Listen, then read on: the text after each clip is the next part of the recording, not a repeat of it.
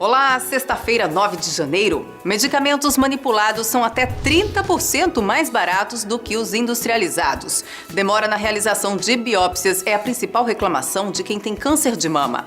Tirar alguns minutos para relaxar durante o horário de trabalho melhora o rendimento. Saiba qual o melhor tipo de clareamento para os seus dentes. E você vai rever a transformação que Cláudio Ferreira fez em uma telespectadora.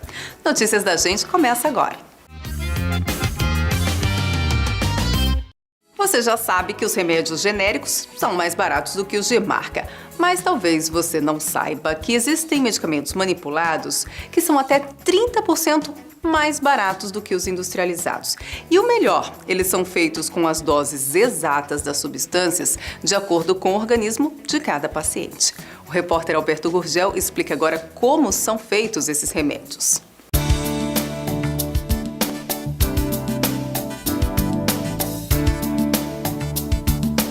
O mercado de medicamentos manipulados vem crescendo nos últimos anos. Segundo dados da Associação Nacional dos Farmacêuticos Magistrais, anualmente são mais de 60 milhões de receitas manipuladas em todo o Brasil. Somente no Ceará são 1.400 estabelecimentos. Agora você sabe a diferença entre os remédios manipulados e os tradicionais? A principal diferença aqui do medicamento manipulado, você tem uma dose, uma quantidade prescrita pelo médico na dosagem que você necessita, ou seja, você não vai ter sobra de medicamento, tá? Você só vai tomar a quantidade de medicamento que o médico prescrever, na dosagem adequada ao seu peso, à sua idade, porque cada um tem um peso, uma idade, e o mesmo medicamento pode fazer efeito em um a mais e outro a menos, ou fazer apenas o efeito terapêutico. Na manipulação você tem como adequar tudo isso daí, a dose, a posologia, a quantidade de medicamentos a ser dispensado. A medicação manipulada, segundo o farmacêutico, é benéfica, pois trata a individualidade de cada paciente.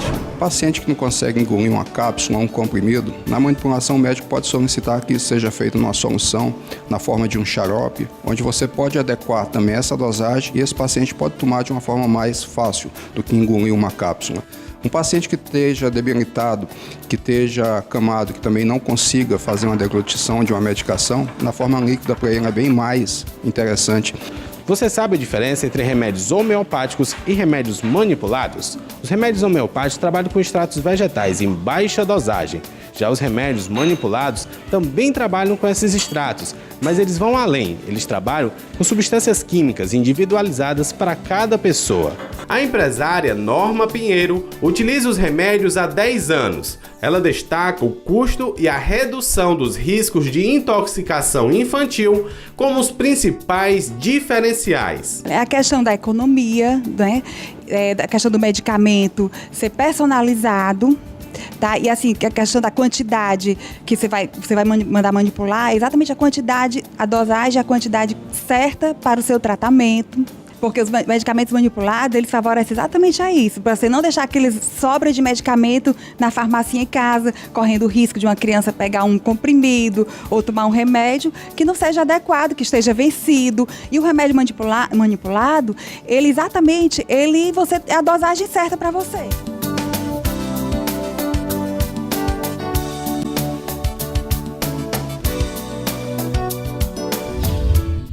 A gente fala agora sobre câncer de mama. Profissionais de saúde afirmam que até existem mamógrafos em quantidade suficiente na rede pública do Ceará. E quando o diagnóstico confirma a doença, as mulheres têm acesso rápido ao tratamento, como determina o Ministério da Saúde. O problema hoje é a demora para a realização de biópsias. Gráfico do INCA, Instituto Nacional do Câncer, mostra que a doença tem atingido cada vez mais brasileiros.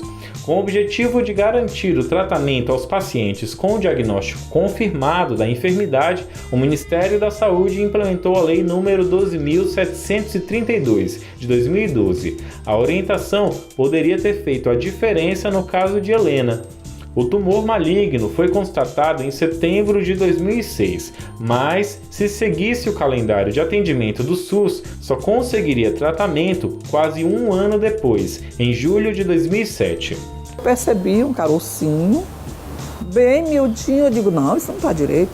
Eu fiquei logo com medo e descobrindo isso, eu de imediato fui procurar o doutor Vicente, que era o médico o qual cuidava de mim. Fiz a ultrassonografia e mostrou. Aí ele disse, fazer uma biópsia. Eu fiz a biópsia, né? Veio o resultado que era um CA, carcinoma. Daí, eu recebi a notícia e quando disse, só em junho a julho, eu fiquei desesperada. Já Dona Glaís teve o tratamento retardado por erro médico no processo de diagnóstico, erro esse que resultou em um tratamento mais complicado e invasivo. Quando foi em 2011, eu aquele incômodo debaixo do braço, então eu achei que era da pia, que a pia estava alta, que eu sou baixinha, a pia estava alta. Aí foi aquele incômodo, eu fui até o meu posto de saúde, marquei uma consulta, lá ela pediu uma mamografia, fui fazer lá no posto. Aí voltei para retornar, mostrei para ela não reparou direito. Ela disse, não deu nada não, eu guardei, hidrobei o exame e trouxe para casa. Aí em 2012, já no final de dezembro, como eu trabalhava muito, aí assim, aquele cansaço, aquele mal-estar, aí fui novamente no meu posto, marquei uma consulta, que eu fiz a mamografia, deu câncer, deu um tumor já grande. Especialistas concordam que a rede estadual de saúde deve ser ampliada para que pacientes tenham acesso rápido ao diagnóstico dos vários tipos de câncer. Então, uma das nossas grandes dificuldades é trazer a mulher da sua casa para fazer mamografia. A mulher não está sentindo nada, tem mais de 50 anos, não está fazendo mamografia, é preciso que ela faça. Esse é um dos pontos falhos. Mas temos mamógrafo suficiente no estado. A mamografia, num percentual de 5% dos casos, gera a necessidade de outros exames. Então, esses outros exames, nós não temos ainda uma rede suficiente. A paciente fez a biópsia, tem um câncer de mama, e ela vai ser atendida no terciário. Aí nós temos uma rede boa. Aqui no estado do Ceará, a maior dificuldade que as mulheres têm é de chegar até a biópsia. Muito por conta da tabela do SUS, que ainda é muito defasada, e o que o SUS paga muitas vezes não cobre os custos do exame, então tem poucos locais que fazem. Como fica dependendo muito realmente dos hospitais públicos, essas mulheres ficam numa fila muito grande para fazer a biópsia. Quem passou por esse trauma e sobreviveu para contar a história, revela palavras de esperança e lágrimas de agradecimento. Aí eu agradeceria minha filha beijando ela assim, olha, porque é muito difícil você estar com câncer e assim uma filha abandonar um emprego, porque o emprego é uma vida da pessoa, assim, abraçar a mãe com todo assim carinho e assim, tentar vencer na vida, porque se não fosse minha filha, eu acho que eu não estaria nem aqui. Minha filha, meu marido e meu filho. Meus familiares que foram lá me visitar, que me deram aquele apoio, sim, foi essencial para mim. Tem uma música que eu acho muito bonita e parecida com esses tipos de problemas, que é aquela música levanta, sacode a poeira, dá a volta por cima, né? Levanta, sacode a poeira, dá a volta por cima.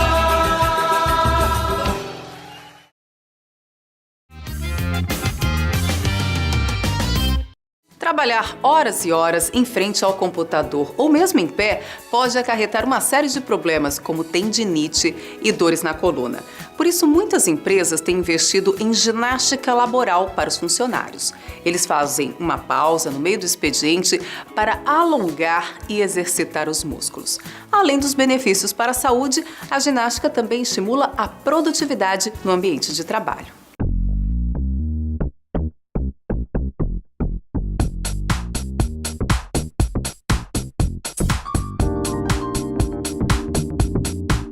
Ficar muito tempo sentado ou em pé pode contribuir com a evolução de várias doenças. Seja em casa, no trabalho ou até mesmo em momentos de lazer, o cansaço físico e o desconforto podem chegar. Algumas empresas privadas ou públicas, visando a qualidade de vida dos funcionários, aderiram à ginástica laboral antes ou durante o dia de trabalho. Ajuda a gente durante o dia, a gente passa o dia sentada. E com isso já melhora bem a parte física. Ajuda a gente no dia a dia, melhora o nosso condicionamento, melhora as dores na coluna, no torcicolo, nossas mãos, nossos punhos, ajuda bastante. A ginástica laboral passou a ser um aliado na melhoria da saúde do trabalhador, reduzindo e prevenindo problemas ocupacionais, através de exercícios físicos que são realizados no próprio local de trabalho.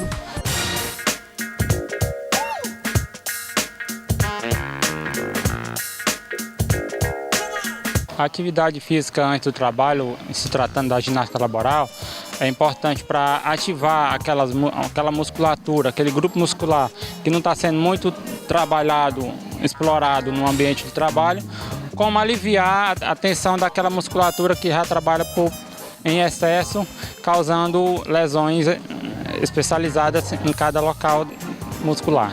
No mínimo 3 dias na semana, certo? Aproximadamente 50 minutos. As pessoas têm que buscar essa prática da atividade física.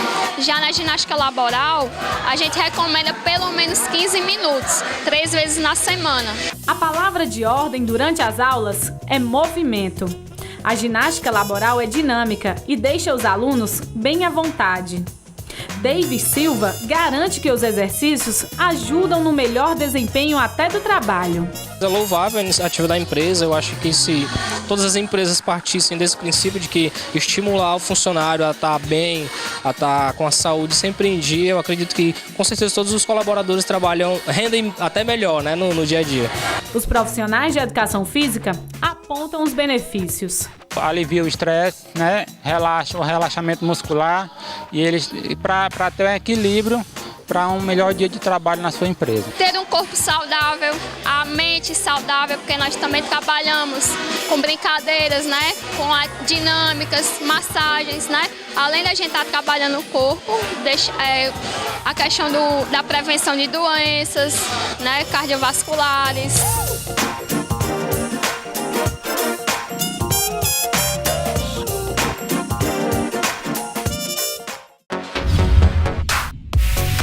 No Estilo. Olá para você que está em casa acompanhando Notícias da Gente de hoje. Chegou o grande dia da nossa primeira transformação. Vamos acompanhar o passo a passo e quais são as modificações que vamos fazer no visual da nossa primeira escolhida de hoje. Esse é o assunto do quadro No Estilo. Bring the beat in.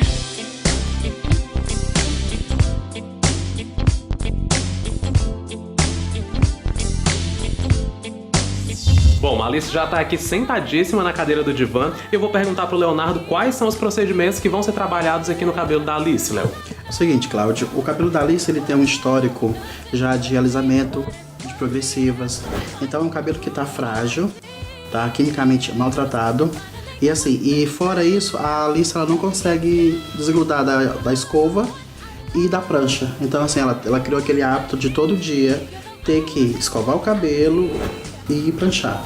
No caso, a gente vai trabalhar aqui um realinhamento para deixar mais esse cabelo uniforme e tratar, porque aqui o que necessita desse momento é tratar esse cabelo. É importante, né, Léo, a gente deixar claro pro pessoal de casa que não é simplesmente chegar e vamos transformar. Tem que ter um cuidado prévio. É aquela história de eu não posso fazer o que a cliente quer, eu tenho que fazer o que o cabelo suporta. No caso, o cabelo dela é um cabelo que está frágil e ele pede tratamento nesse momento. Então, vamos à obra.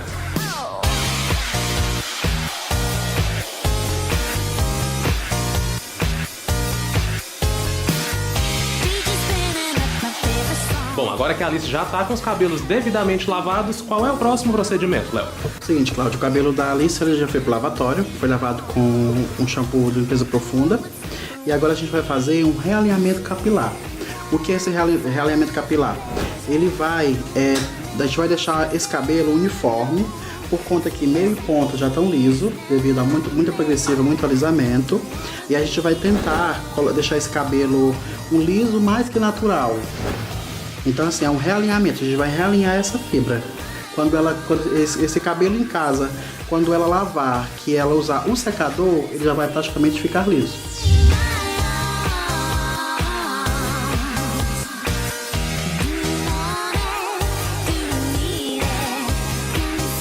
Marco, depois de escovado e pranchado o cabelo da Alice, qual etapa a gente vai agora? A gente agora vai finalizar todo o processo. Vamos enxaguar bastante esse cabelo. Em seguida, a gente vai aplicar a ampola. Essa ampola vai ser uma reconstrução imediata, né? Os aminoácidos, a proteína do trigo, para poder desenvolver de novo a elasticidade do cabelo dela, doar mais brilho e fechar com todo o processo que já foi começado lá na frente. Muito bem, então. Você continua acompanhando aí o processo de transformação da Alice de hoje.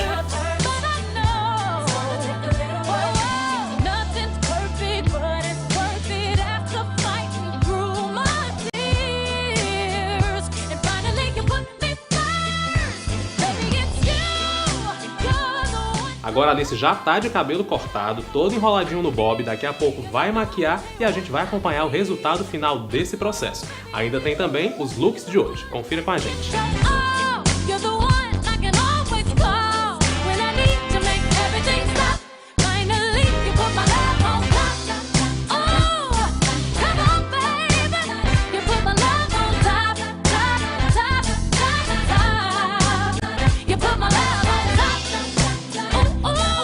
Meninos, pra gente fechar aqui, vamos deixar um recado pro pessoal de casa que procura sempre fazer químicas, determinados tipos de química. Todo cabelo precisa antes passar por um pré-tratamento, não é isso? Isso, exatamente. Todo cabelo que você vai passar por um processo químico de alisamento, de mecha, coloração, procure um bom profissional e procure fazer primeiramente um tratamento antes e após essa química. Eu quero deixar para as meninas que estão em casa, que também como a Alice faz muito uso de pranchinha, secador, para usarem sempre finalizadores que são termoativados, proteção térmica, para fazer a sua escova, sua pranchinha com total segurança para aquele cabelo estar sempre com brilho e maciez. Fica a dica. Muito bem, então. Agora vamos à principal interessada. Alice, e aí? Superou as expectativas? Supriu? Conta pra gente como foi essa experiência hoje. Foi demais. Ficou realmente mais do que eu esperava. Que coisa boa, então. Agora a gente vai poder conferir um pouco dos looks que a gente renovou aí no guarda-roupa da Alice. Dá só uma olhada.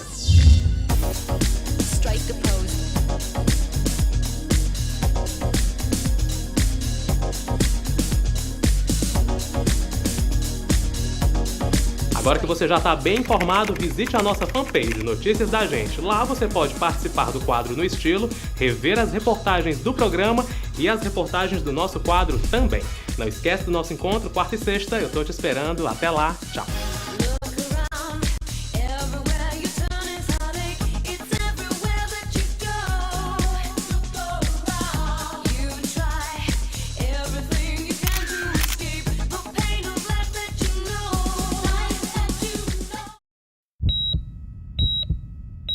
Fala, doutor!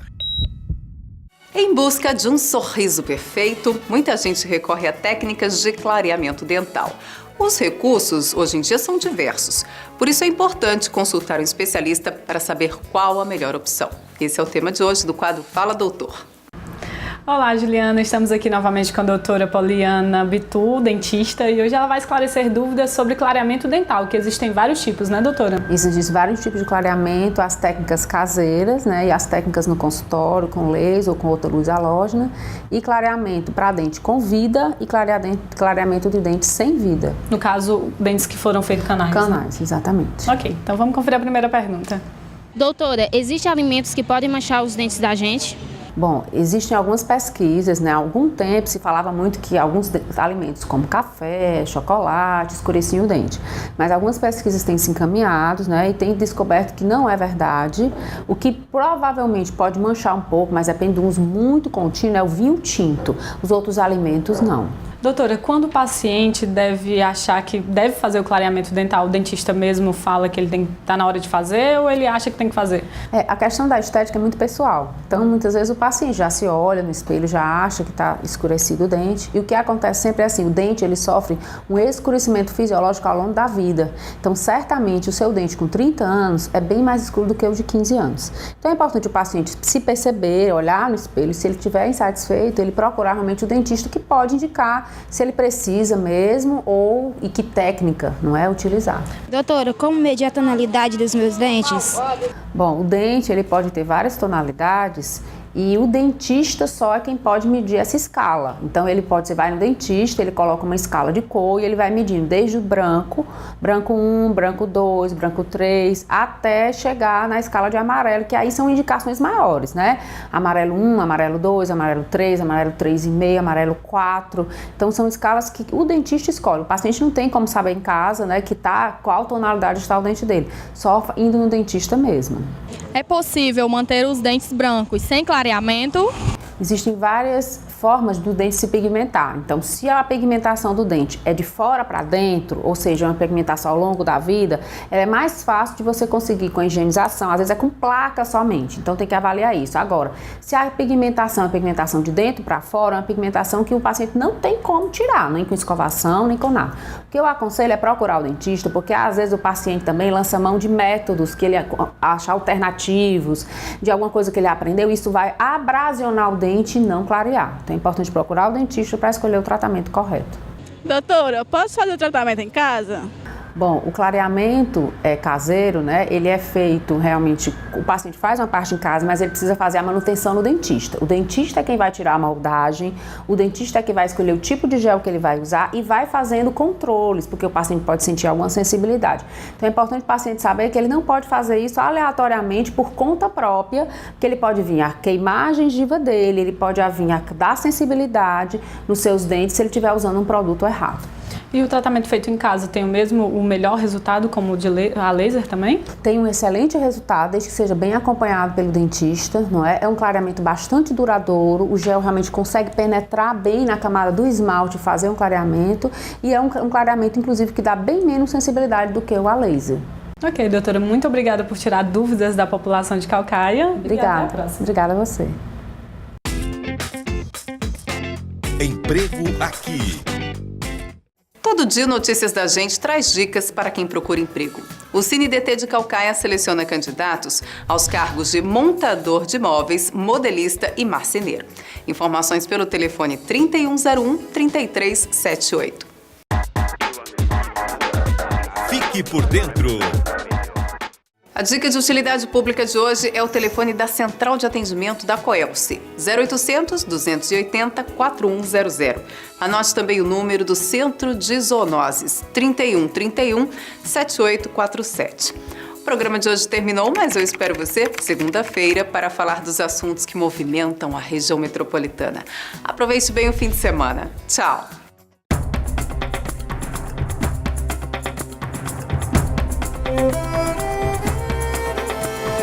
Terra queimada de fogo, vento que vem lá da praia, atiça a chama de novo, orgulho de um povo.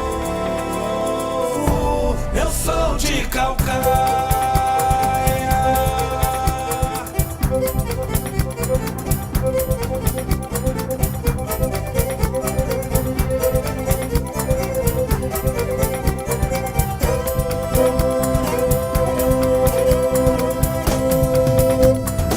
Eu sou do mar, sou da serra, sou fruto da terra, também sou sertão.